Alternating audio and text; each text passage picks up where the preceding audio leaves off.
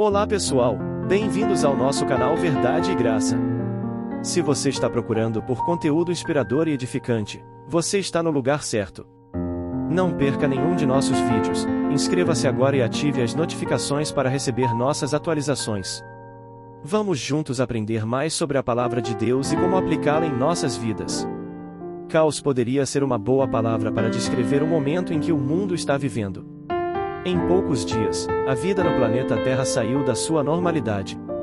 Alguns chamam de a crise mundial sem precedentes, mas se você olhar para a Bíblia perceberá que essa não é a maior crise já enfrentada pela humanidade. Ao ler Bíblia com atenção, você verá que esse é um livro repleto de crises.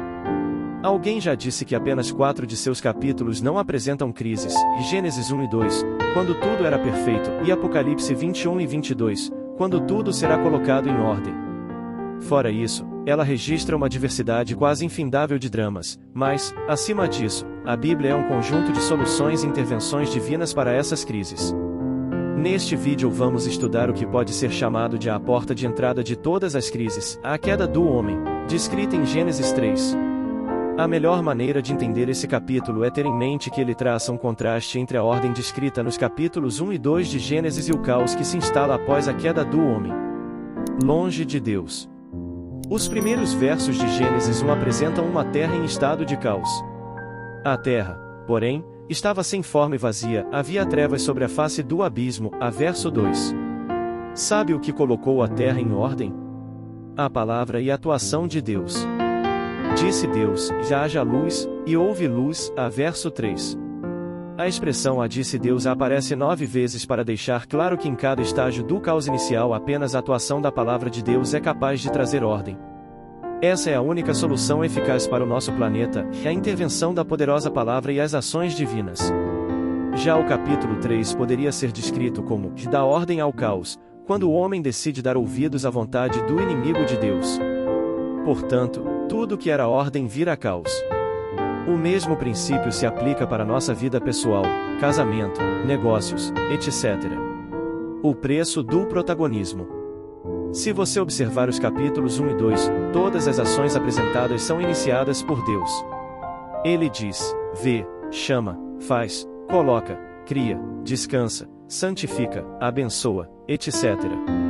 O resultado desse protagonismo de Deus nas ações é vida e prosperidade. Já no capítulo 3, as criaturas, serpente e o casal Adão e Eva, são responsáveis pela maioria das ações apresentadas. Eles falam, respondem, tomam o fruto, comem, veem, ouvem, etc. E o resultado desse protagonismo da criatura é destruição e morte. Esse é sempre o problema nas crises, o ser humano tornar-se protagonista. Ao longo das eras, o homem passou a rejeitar a Deus e sua palavra, a fazer apenas o que lhe agrada, comer apenas o que lhe agrada, pensar apenas o que lhe agrada, e é nessa circunstância que o caos sempre se instala. Contrastes entre a ordem e o caos. Em Gênesis 1 e 2 vemos a completa ausência de conflito.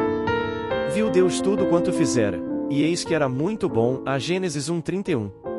De Gênesis 3 em diante vemos a instalação de conflito. Quando ouviram a voz do Senhor Deus, que andava no jardim pela viração do dia, esconderam-se da presença do Senhor Deus, o homem e sua mulher, a Gênesis 3:8. Em Gênesis 1 e 2 o espaço e as criaturas são imaculados. Ora, um e outro, o homem e sua mulher, estavam nus e não se envergonhavam, a Gênesis 2:25. De Gênesis 3 em diante o espaço e as criaturas estão poluídos. Ele respondeu, ouvi a tua voz no jardim, e, porque estava nu, tive medo, e me escondi, a Gênesis 3:10.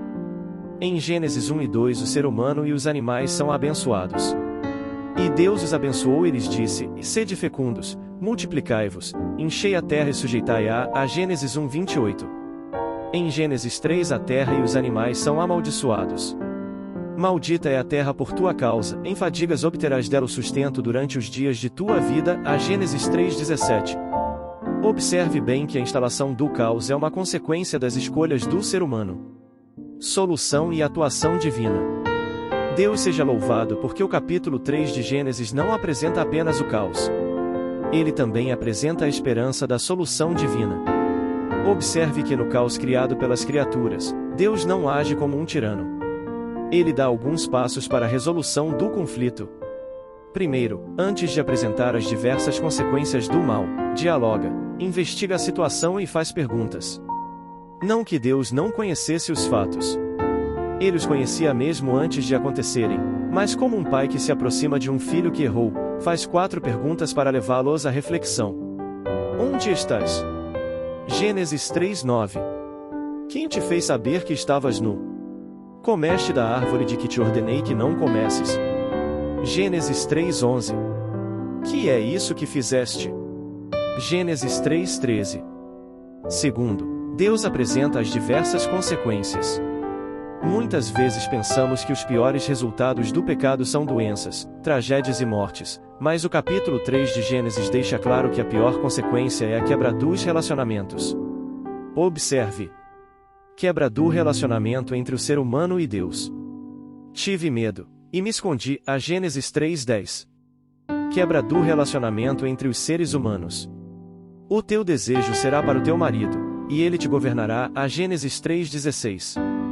Quebra do relacionamento entre o ser humano e outras criaturas. Maldita é a terra por tua causa, a Gênesis 3:17. Quebra do relacionamento direto entre Deus e o ser humano. O Senhor Deus, por isso, o lançou fora do jardim do Éden, a Gênesis 3:23. Ordem restaurada. Apesar de todo o caos criado pelo ser humano, o capítulo 3 de Gênesis diz que Deus não apenas atenua as consequências da desobediência humana, mas assume a consequência mais dolorosa da desobediência, que é a morte. Quando o cordeiro morreu e Deus providenciou roupas para cobrir a vergonha do pecado, verso 21. E quando apresentou a profecia de que um dia um descendente da mulher destruiria o mal, verso 15, ele estava trazendo esperança em face da tragédia. No entanto, o mais espetacular, para mim, é que ao expulsar o homem do jardim do Éden, Gênesis 3:23, Deus toma a decisão de acompanhar o homem e permitir que ele ainda tenha acesso à presença e companhia de Deus nesta terra de dor e sofrimento.